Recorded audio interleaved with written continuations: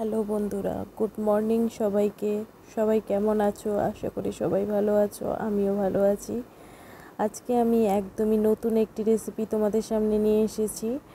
এটা কিন্তু সচরাচর সব জায়গায় এটা দেখা যায় না। এটা একটা অন্য ধরনের চাল, আর এটা হলো কাউন চাল বলে। এটা তুলতে কিন্তু খুবই কষ্টকর একটা ব্যাপার। গায়ে কিন্তু একদম যেমন কাটা ফুটে যায় ওরকম টাইপের গায়ে ফুটে যায়। তো এটা একটা অনেকটা গমের মতো হয়, আর এই গমের মতন শীষ থেকেই কিন্তু এই চালটা বেরোয়। এটা চাল, এটাকে ভালো করে ধুয়ে নিতে হবে। আর এটা না দেখো, একদম সাবুদানা সরি সুজি যেমন হয় ঠিক সেরকম একটু দানাওয়ালা টাইপের, আর খুবই সফট, খুবই সুন্দর। এটাকে ভালো করে ধুয়ে নিতে হয় জল দিয়ে। আর এটা কিন্তু হলুদ কালারের হয়। কাউন চালটা কিন্তু অনেকভাবে রান্না করা যায়। এটাকে শুধু শুকনো ভাত করা যায়, ঝুড়ো ভাত হিসেবেও করা যায়, তারপর ফ্রাইড রাইসও বানানো যায় এটা দিয়ে।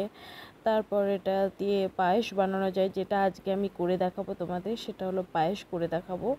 এই দেখো, আমি জল বসিয়ে দিয়েছি, আর আমি যেভাবে ভাত ফোটাই ঠিক সেইভাবেই আমি এটাকেও ভালো করে ফুটিয়ে নেব। আর এটা না হতে কিন্তু বেশি টাইম লাগে না, একদমই খুবই স্বল্প পরিমাণে টাইম লাগে। মনে হয় 10 মিনিটও ঠিকঠাক মনে হয় লাগে না, 6 মিনিটের মতন লাগে, আর খুব তাড়াতাড়ি এটা হয়ে যায়।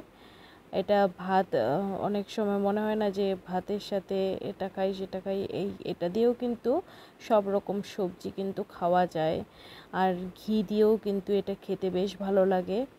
আর এদিকে দেখো, আমার ভাতটা কত তাড়াতাড়ি হয়ে গেছে। এত তাড়াতাড়ি মনে হয় ভাতও সেদ্ধ হয় না, যত তাড়াতাড়ি এই চালটা সেদ্ধ হয়ে গেছে। আর চালটা সেদ্ধ হয়ে গেলে বুঝবে কি করে, একটু যেমন ভাতের দানা আমরা ভালো করে টিপে দেখি ওরমভাবে দেখতে হবে। আর এদিকে দুধটাও হয়ে গেছে, আর দুধটা আমি আগেই গরম করে রেখেছিলাম। আর দুধটা দিয়ে যেহেতু আগেই পায়েস বানানো হয়েছিল, তাই দুধটা ভীষণ ঘন টাইপের। আমি একটু সামান্যটুকু ফুটিয়ে নিয়েছি, গরম করে নিয়েছি জাস্ট।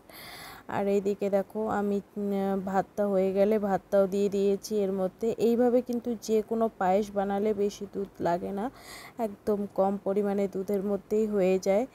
তারপর আমি ভালো করে একটু ফুটিয়ে নিলাম। তারপর আমি এতে বাতাসা অ্যাড করছি। আগেই আমি বাতাসা কিন্তু অনেক কটা দিয়েছি, প্রায় 9-10টার মতন বাতাসা দিতে হবে, কারণ তাহলে একটু মিষ্টি হবে। তোমরা বাতাসাও দিতে পারো, আবার চিনিও দিতে পারো, আবার গুড়টা দিলে একটু বেশি ভালো লাগে। তারপর 2-3টে এলাইচি আমি ফেলে দিয়েছি, ফাটিয়ে এলাইচি দিয়ে দিয়েছি। দেওয়ার পর আমি ভালো করে একটু ঘেটে নিচ্ছি। ঘেটে নেওয়ার পর আমি ভালো করে একটু জাল দিয়ে দেব।